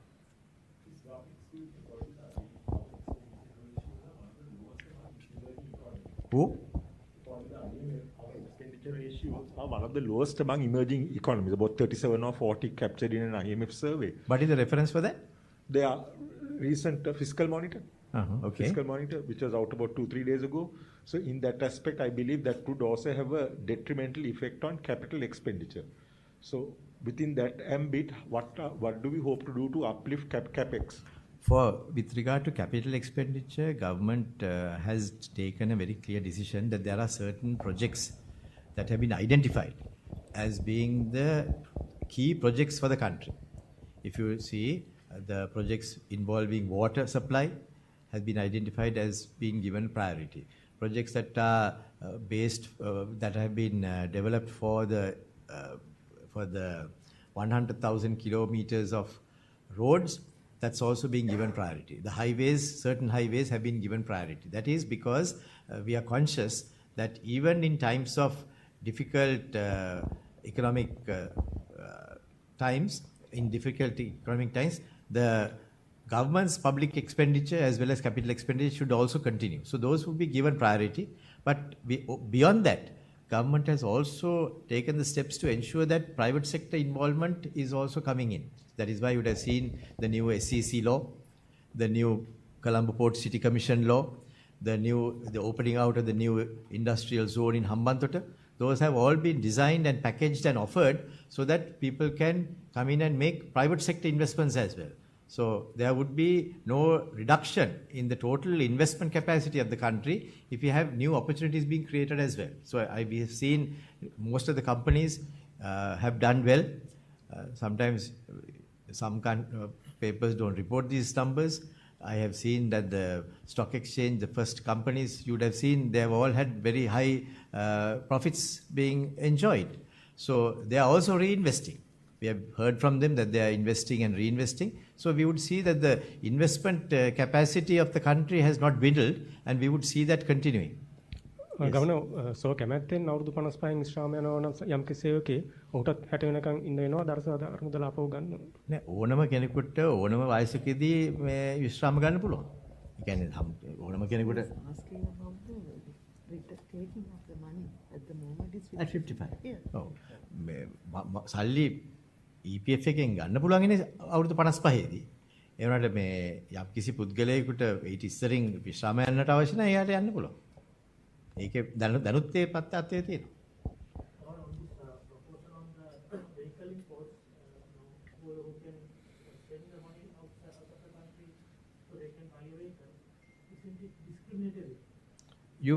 You make a suggestion what you want. Then no, we have not decided yet. No, so all these suggestions are welcome. So if you have new suggestions here, make the suggestions. We'll be happy to have your suggestion also. What's your suggestion? Okay. අධිපතිතුමනි අර Covid වසංගතයත් එක්ක crib එකට වැඩිච්ච ව්‍යාපාරිකයින්ට යම් සහන දීමේ වැඩපිළිවෙලක් තිබ්බා. ඒ සහන දැන් කොයි විදිහටද ක්‍රියාත්මක වෙන්නේ කියලා දැනගන්න පුළුවන්. මම හිතන්නේ ඔබතුමිය අහපු ප්‍රශ්නේ තව වැදගත් ප්‍රශ්නයක්. දැන් ක්‍රිබ් එකට වැටුණයි කියලා කිව්වම අපි හිතන්නේ සාමාන්‍යයෙන් මේ යම්කිසි කෙනෙක් වැරද්දක් කරුවම ක්‍රිබ් එකට වැටුණයි කියලා. ක්‍රිබ් එක කියලා කියන්නේ යම්කිසි පුද්ගලයෙකුගේ ණය පසුබිම තොරතුරු ලබා දෙන ආයතනය. එතනදී ඒ තොරතුරු ලබා දෙයි. ඉතින් සමහරක් අය තමන්ගේ ණය හොඳින් ගෙවලා තියෙනවා නම් ඒ තොරතුරුත් ලැබෙන්නේ ක්‍රිබ් එකෙන්. යම්කිසි පුද්ගලයෙක් ණය නොගෙවා තිබෙනවා නම් ඒ තොරතුරුත් ලැබෙන්නේ ක්‍රිබ් එකෙන්. ඉතින් ක්‍රිබ් එකෙන් කරන කටයුත්ත තමයි මේ තොරතුරු ලබා දීම. දැන් පුවත්පතෙන් හොඳ තොරතුරුත් ලබා දෙනවා නරක තොරතුරුත් ලබා දෙනවා. ඒ වගේම තමයි ක්‍රිබ් එකෙන්. සමහර තැන්වලදී ඔබතුමා ලියනකොට යම් පැත්තක මේ අයහපත් දේවල් ගැන ලියනවා වගේම යහපත් දේවල් ගැනත් ලියනවා. ඉතින් ඒ වගේ ක්‍රිබ් එකෙනුත් යහපත් තත්ත්වයක් ලියනවා අයහපත් තත්ත්වෙත් කියනවා. ඉතින් සමහර තැන්වලදී අපි දැකලා තියෙනවා අයහපත් තත්ත්වයක් තියෙද්දී ඒ අයට තව ණය ගැනීමට යම් අපහසුතාවයක් වෙලා තියෙනවා. ඉතින් ඒ නිසා ඒ අපහසුතාවය සිදු වෙලා තිබෙන්නේ කොවිඩ් වසංගතය නිසා නම් අපි බැංකු වලට දුන්න යම් උපදෙසක් ඒ පිළිබඳව සැලකිලිමත් වෙන්නට කියලා. සැලකිලිමත් වෙලා ඒ අයට දැඩි තීන්දුව ගන්න නැතුව ඒ අයගේ පසුබිමත් සලකලා බලලා ඊට පස්සේ ණය දීමට යොමු වෙන්නේ කියලා. එතකොට ඕනම කෙනෙකුට තේරුම් ගන්න පුළුවන් මේ අය යම්කිසි අපහසුතාවයකට පත් වෙලා තිබෙන්නේ මේ කොවිඩ් වසංගතය නිසා කියන එක. ඉතින් ඒ අනුව කටයුතු කරන්නට ඒ අයට පසුබිම තියෙනවා බැංකු වලට. මම දන්නවා මේ ක්‍රිබ් එකේ යම් තැනකදී තොරතුරු අනුව යම්කිසි පුද්ගලයෙකු මේ ණය නොගෙව ඉඳලා තියෙන අවස්ථාවවලදී තව ණය ගන්න පුළුවන් වෙලා තියෙනවා. සමහරක් අයට ණය ගන්න බැරි වෙලා තියෙන අවස්ථාවලුත් තියෙනවා. ඉතින් අපි ඒ ගැන විශේෂයෙන් සැලකිලිමත් වෙන්නේ කියලා අපි බැංකු වලට මේ දැනටමත් උපදෙස් දීලා තියෙනවා.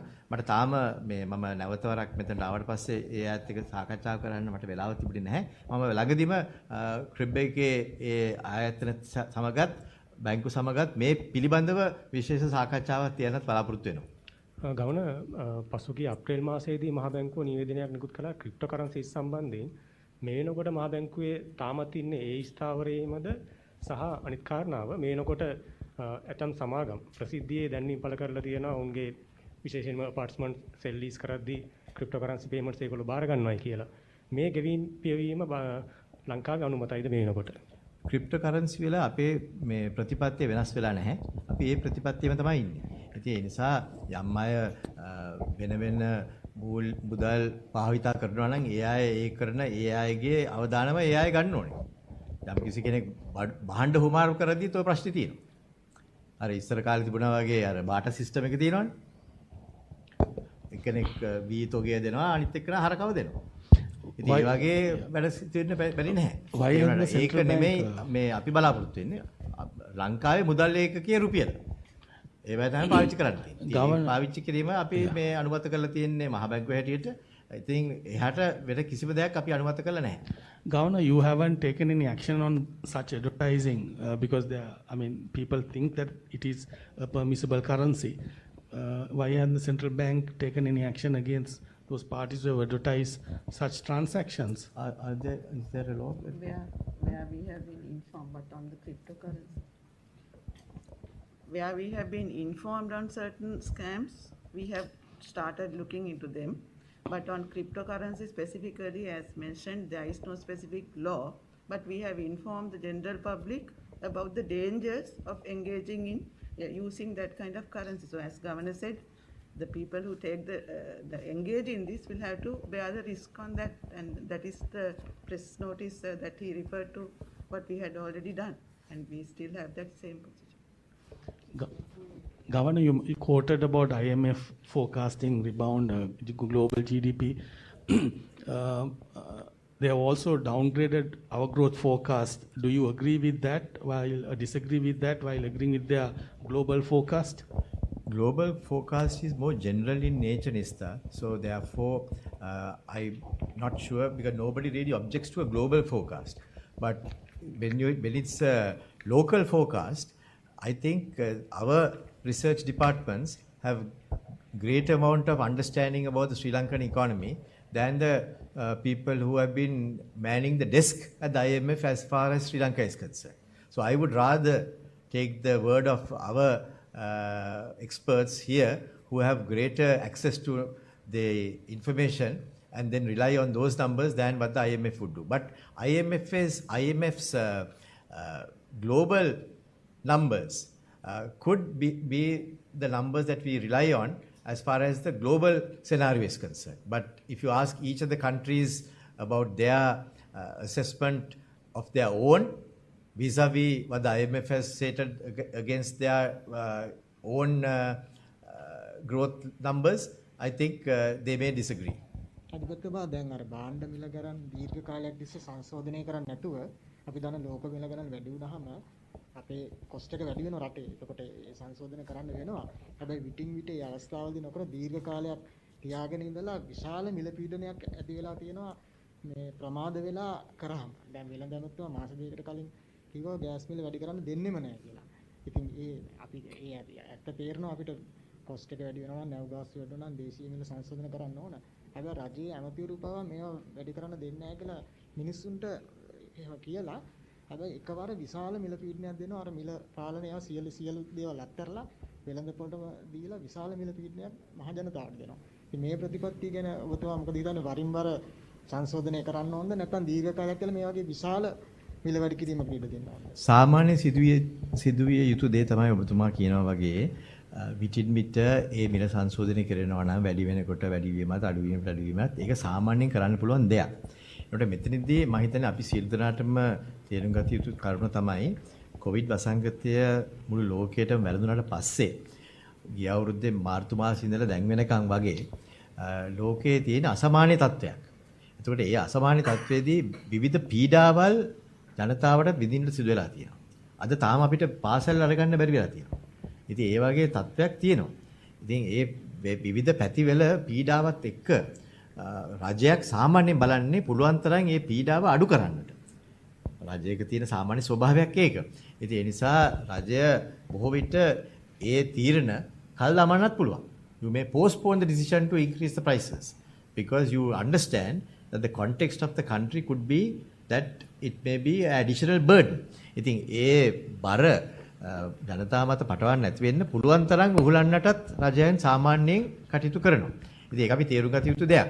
ඉතින් එහෙම කරලා යම් ස්ථානයකට එන්න පුළුවන් මේ මිල වැඩිවීම දිගින් දිගටම පැවතෙනවා නම් මිල වැඩිවීම අධික ලෙස සිදු වෙනවා නම් මිල වැඩිවීම తాවකාලික නොවේ මිල වැඩිවීම ස්ථිර දෙයක් හැටියට වගේ පරිවර්තන වෙන බව ස්වභාවයක් තියෙනවා නම් සමහර විට රජයන්ට උනත් කොච්චර අකමැත්තෙන් උනත් ඒ තීරණය ගන්න සිදු වෙනවා. ඉතින් මම හිතන්නේ මේ වගේ දේවල් සිදු වෙනවා. මේ අවස්ථාවේදී අපි දැක්කා ක්‍රමක්‍රමයෙන් අර ග්‍රාෆ් එකේ පෙන්වුවා අපේ ආර්ථික පරිශ්‍රණ දෙපාර්තමේන්තුවේ පෙන්වුවා ඉතාමත් පැහැදිලිව ඒකේ කොහොමද වැඩි වෙන්නේ කියලා. මේ වැඩිවීම අපි දැක්කා දිගින් දිගටම සිදු වෙනකොට එතනදී යම් ආකාරයකට ඒ වැඩිවීමට අපි ඉඩ දෙන්න වෙනවා. මොකද ඒ වැඩිවීම නැත්තම් දිගින් දිගටම අපිට බඩපවත්ව ගන්නට අමාරු නිසා. අධිපතිතුමා වගේම රජය අර කමිටුවක් දාමනේ ඩිජිටල් බැංකින් ක්‍රිප්ටෝ කරන්සි ඒ කමිටුවේ මම හිතන්නේ මහ බැංකුවේ නිලධාරීන් ගෙලින් පියවීම අධ්‍යක්ෂතුමත් ඒ කමිටුවේ නියෝජනය වෙනවා. ඒ වගේම දැන් ඔබතුමා ප්‍රකාශ කළා මහ බැංකුවේ ප්‍රතිපත්තිය වෙනස් වෙලා නැහැ. අප්‍රේල් මාසේ මේකේ වැඩි අවධානමක් තියෙනවා කියලා මහ බැංකුව නිල වශයෙන් ප්‍රකාශ කරා. එතකොට අර ඒ රජය කමිටුවක් දාලා තියෙන්නේ දැන් ඒක තියෙන අනපනක් රෙගුලාසි අරගෙන වෙනස් කිරීම සඳහා රජයට යෝජනා ඉදිරිපත් කරන්න කියලා. ඒතර ඒ යෝජනා කරන්නේ මේක නීතිගත කරන්නද කොහොමද ඒ සම්බන්ධයෙන් මහ ජනතාවට පැහැදිලි කිරීම? නේ එතනදී යම්කිසි මේ සාකච්ඡාවක් සිදු වෙනවා නම් මහා බැංකුවේ මතය විමසීම මම හිතන්නේ ඉතාමත් වැදගත්. ඉතින් මහා බැංකුවේ මතය ඒ කමිටුවට ගිහිල්ලා ප්‍රකාශ කරන්න පුළුවන් වෙන අවස්ථාවක් ලබා දීම ගැන අපි සතුටු වෙන්න ඕනේ. මොකද මහා බැංකුවේ ඩිජිටල් කරන්සි ගැන මතයක් තියෙනවා. මහා බැංකුවේ ක්‍රිප්ටෝ කරන්සි ගැන මතයක් තියෙනවා. දැන් ඒක ප්‍රකාශ කරලා තියෙනවා. මහා බැංකුවේ මතයක් තියෙනවා මේ e-wallets පිළිබඳව. මහා බැංකුවේ මතයක් තියෙනවා QR code පිළිබඳව. මහා බැංකුවේ ඒ සියලුම කරුණු පිළිබඳව මහා බැංකුවේ මතයක් තියෙනවා. මහා බැංකුවේ දැනට ක්‍රියාත්මක වෙලා තියෙන ක්‍රමය ගැන හොඳ ප්‍රවේශයක් අරන් තියෙනවා. ඉතින් ඒ තොරතුරු සහ ඒ දැක්ම සහ ඒ පිළිබඳව ඕනෑම කමිටුවකට ගිහිල්ලා අපිට මේ ප්‍රකාශ කිරීමේ අවස්ථාව ලැබීම ගැන අපි සතුටු වෙන්න ඕනේ. දැන් අද ඔබතුමන්ලා අපෙන් විවිධ ප්‍රශ්න අහනවා වගේ ඒ කමිටු වලට ගියාමත් ඒ අයට ඒ ප්‍රශ්න වලට මුහුණ දෙන්න පුළුවන්. ඉතින් ඒ ප්‍රශ්න වලට මුහුණ දීමට හැකි වෙන ආකාරයට එවැනි කමිටු සකස් කිරීම ගැනත් අපි සතුටු වෙන්නට අවශ්‍යයි. අනිකට රුපියල් සම්බන්ධයෙන් සෙන්ට්‍රල් බැංක් ඩිජිටල් කරන්සි එකක් මුදලක් නිකුත් කර ඩිජිටල් මුදලක් අපි එහෙන සලකලා බලනවා. ඩිජිටල් මුදලක් දැන් බොහෝ බැංකු දැන් කරගෙන යනවා. අපි දැක්කා මේ විවිධ බැංකු මේ ඩිජිටල් කරණය හරහා එවැනි අලුත් කරුණු දිහා බලනවා. දැන් අපි දැනටමත් QR කෝඩ් එකක් ගැන කතා කරලා තිනවා. QR කෝඩ් එකෙන් මුදල් ටෙලිෆෝන් එකෙන් තව ටෙලිෆෝන් එකට හුවමාරු කරගන්න පුළුවන් ක්‍රම දැන් තියෙනවා. ඉතින් ඒ ක්‍රම තියෙනකොට ඒවා තවදුරටත් විවිධ රටවල් වල පවතිනවා වගේ ශ්‍රී ලංකාවටත් අපිට කරන්න පුළුවන් වෙනවා නම් ඒක වැදගත් වෙන්න පුළුවන්. අපි දැන් කතා කරගෙන යනවා SL Remit කියලා. SL Remit කියලා කියන්නේ වෙන රටකින් මුදල් ලංකාවට එවන්න අවශ්‍ය නම් ඒක එවන ක්‍රමවේදයක් අපි සකස් කරනවා. ඉතින් ඒවා හොඳ දේවල්. මොකද එතකොට මේ දැන් මේ ඉස්සරින් කතා කරපු අර මේ වෙනත් ක්‍රමවලට යන්නේ නැතුව මහා බැංකුවෙන් අනුමත වෙලා තියෙන ක්‍රමයකට යම් කිසි පුද්ගලයෙකුට ඉතාලියේ ඉඳලා සල්ලි එවන්න පුළුවන් නම් එහෙම නැත්නම් මේ මැද පෙරදිගින් ඉඳලා සල්ලි ලංකාවට එවන්න පුළුවන් නම් ඒක ඉතාමත්ම හොඳයි. ඉතින් ඒ නිසා වෙන අංශ මේ ඉවලට යන්නේ නැතුව ඒ අයට පුළුවන් නම් මේ නිල මාර්ගයට ඩිජිටල් ක්‍රමණය හරහා මුදල් එවන්න යවන්න කරන්න පුළුවන් නම් ඒක මම හිතන්නේ අපි සියලු දෙනාම සතුටු විය යුතු දෙයක්.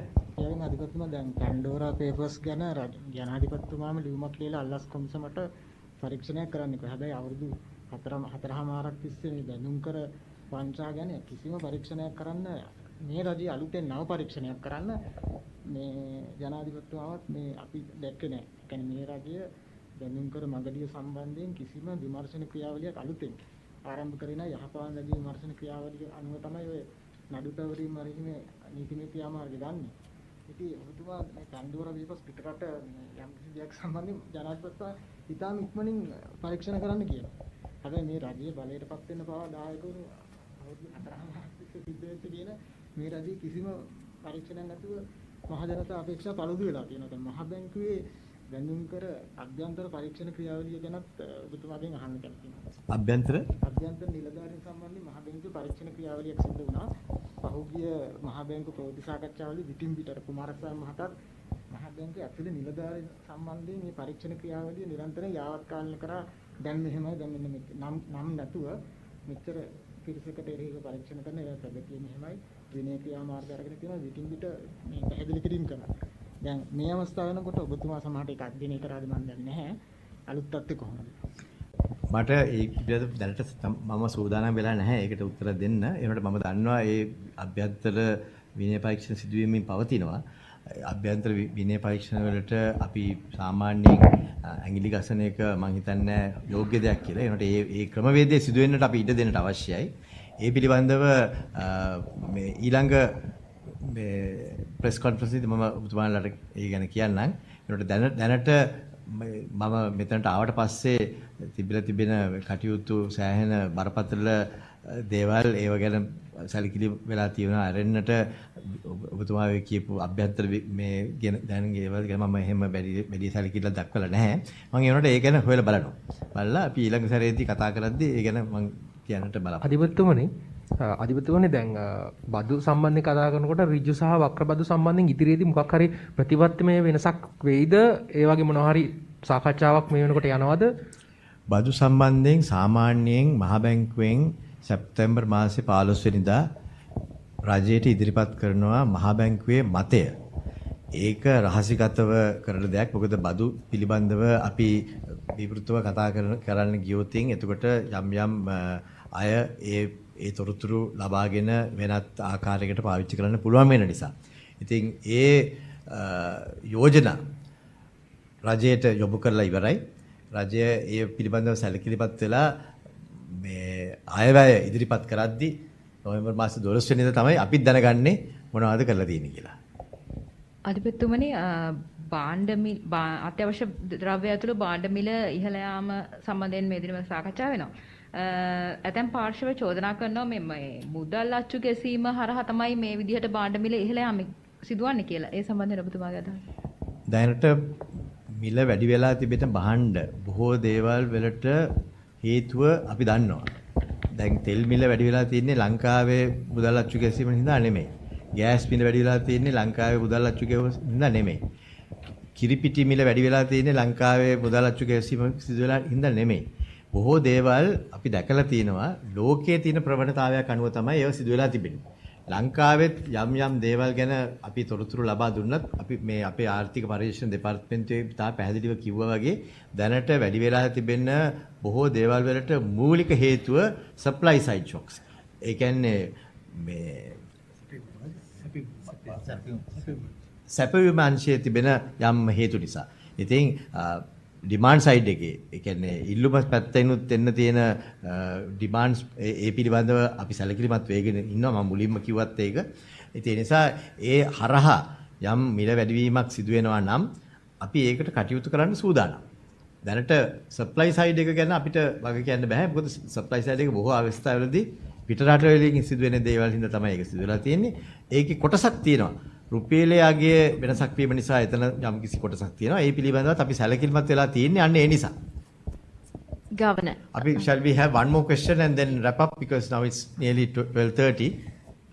Governor, Yes. coming back to the net foreign asset position of the central bank, the bank reported a negative 83.9 billion net foreign asset position in August. Is this the first time that has happened, and why did it turn negative? No, we checked, and there is about 15 years in our recent history since liberalization, where the net foreign assets have been in negative positions at different times. But these are essentially temporary, and those can change with one transaction. Now, if we do one swap in the next few weeks, that entire situation can completely change. So that's why it's sometimes a little misleading if we were to dwell on one number and then believe or worry that it could be something which is detrimental. I can assure you that we are working on some of those areas, and there have been some stress, we all have to admit, during the pandemic time, with tourism receipts not being available in the range of about $4.5 billion each year for nearly 2 years. Those have been stressors that we have to undergo.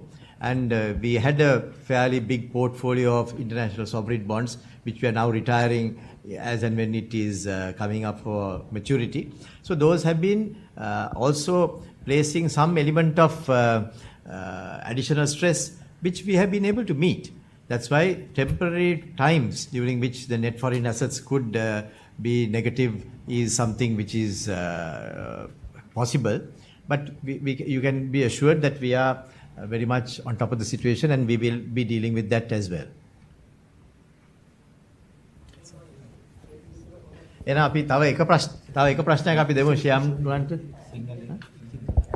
ප්‍රශ්නේ ඔබතුමා පොඩක් සිංහලෙන් පැහැදිලි කරන රෙන්න සුද්ධ විදේශ වත්කම් තත්ත්වයේ මේ සමනය කරන ගන්න නෑ අතිපුතුමා කිව්වේ ඇත්තටම මේ එහෙම මේ විදේශ වත්කම් වෙන වෙලා තියෙන පළවෙනි වතාව නෙවෙයි. මේ ඉතිහාසයේ සෑහෙන අවස්ථා තිබිලා තියෙනවා. සමහර අවුරුදු වල ඒක දිගටම තිබිලා තියෙනවා රෙන. ඒකයි එතුමා කිව්වේ. ඒත් එක්කම ඒක මේ తాවකාලික සිද්ධියක්. මොකද අපි දැන් විදේශ විනිමය රට තුළ ගෙනා ගැනීමට කටයුතු කරගෙන යනවා. එතුමා කිව්වේ එක සොප් ට්‍රාන්සැක්ෂන් එකක් කිරීම තුළින් උනත් ඒ තත්ත්වය එක විදිහටම අනිත් පැත්තට පෙරලෙන්න පුළුවන්. ඒ නිසා මේක తాවකාලික තත්ත්වයක් නිසා ඒ පිළිබඳ කලබල විය යුතු නැහැ. මහ බැංකුව දැනටත් ඒක නිවැරදි කිරීමට සහ ඉදිරියේදී තව වැඩි කර ගැනීමට කටයුතු කරගෙන යනවා. අතන මම මතක් කරන්න ඕනේ අපේ සායමාසික පෙරදැත්මෙත් අපි ඒක කියලා තියෙනවා. මහ බැංකුවේ මේ බැලන්ස් ෂීට් එක ශේෂපත්‍රය ශක්තිමත් කිරීමට අපි දිගටම කටයුතු කරගෙන යනවා කියලා. දැන් ඔබ සියලුනාට විශ්ෘතිවත් වෙනවා අපිත් එක්ක මේ සෑහෙන ටික කාලයක් රැඳී සිටීම පිළිබඳව. තවත් ඊළඟ වතාවේදීත් ඔබතුමන්ලා සියලු දෙනාම නැවත වරක් අපේ මහ බැංකු පරිසරයට වෙල්කම් කිරීමට අපි බලාපොරොත්තු වෙනවා. Thank you very much.